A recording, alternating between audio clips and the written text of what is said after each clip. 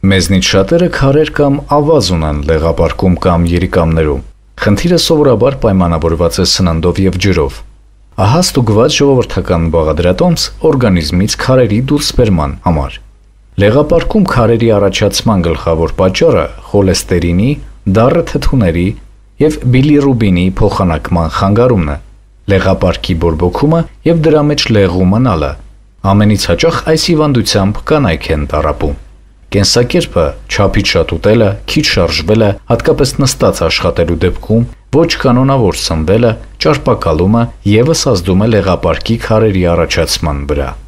Այս բաղադրատոմսը հալեցնում է քարերը և այսպես բաղադրիչները։ 250 մլ մեղր, 250 գրամ կեղևով կիտրոն, 250 գրամ չոր դարչնագույն շաքարավազ, 250 մլ ձիթապտղի յուղ, 250 գրամ մաղադանոսի արմատ, աղացած։ Պատրաստումը. մաքրեք կիտրոնը և մաղադանոսի արմատը, կտրտեք կիտրոնը և արմատը, հետո ամեն ինչ մանրացրեք խոհանոցային կոմբայնով։ Ավելացրեք մնացած բոլոր բաղադրիչները, խառնեք մինչև համասեռ զանգված դառնա։ Երիկամներում և լեղապարկում քարերի խնդիրների համար անհրաժեշտ է ընդունել մեկական ճաշի գթալ միջոց առավոտյան քաղցած վիճակում և երեկոյան քնելուց առաջ։ Խառնուրդի բաղադրությունը շատ առողջ և հավասարակշռված է։ Այն շատ օգտակար է։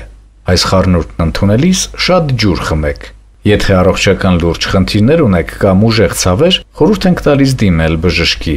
Ինքնաբուժությունը կարող է անվտանգ չլինել ձեր առողջության համար։